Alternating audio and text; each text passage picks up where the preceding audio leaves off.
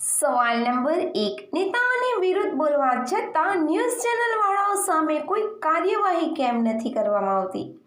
એનો જવાબ છે, ભારત એક લોકશાહી દેશ છે જ્યાં દરેકને પોતાનો વિચાર વ્યક્ત કરવાનો અધિકાર છે. પરંતુ ફ્રીડમ ઓફ સ્પીચ કેટલાક મીડિયા આનો ફાયદો લઈ રહ્યા છે. બીજું કારણ એ છે કે આપણા દેશની ન્યાયિક વ્યવસ્થા ખૂબ જ સુસ્ત છે. જ્યાં સુધી દેશમાં કોઈ કડક કાયદો નહીં બને ત્યાં સુધી આને રોકવું અશક્ય છે. સવાલ નંબર 2, કરોળિયો ફક્ત ઘરના ખૂણામાં ઝાડ કેમ બનાવે છે?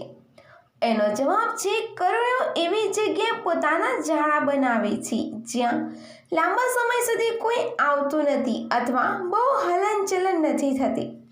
કરોળિયા પોતાના ઘરના ખૂણામાં જાળા બનાવે છે કારણ કે આ ખૂણામાં જંતુઓ અને મચ્છર રહે છે અને તેઓ આ જાળમાં ફસાઈ જાય. સવાલ નંબર 3, તાકાતવર પાસપોર્ટનો અર્થ શું થાય છે?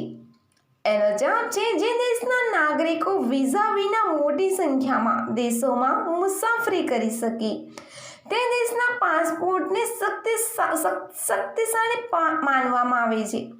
ઉદાહરણ તરીકે, જાપાની પાસપોર્ટ વિઝા વિના વિશ્વના 191 દેશોમાં મુસાફરી કરી શકે છે. સવાલ નંબર 4, ભારત સિવાય ભોજપુરી ભાષા કયા દેશમાં બોલાય છે? એનો જવાબ છે, ભોજપુરી ભારત, ત્રિનિદાદ ટોબેગો, નેપાળ, ફિજીમાં બોલાય છે. સુરીનામી દેશમાં સુરીનામી ભોજપુરી બોલાય છે. સવાલ નંબર 5, એક દિવસમાં કેટલી સાથી કરી શકે છે? એનો જવાબ છે 4 થી 5 વાર.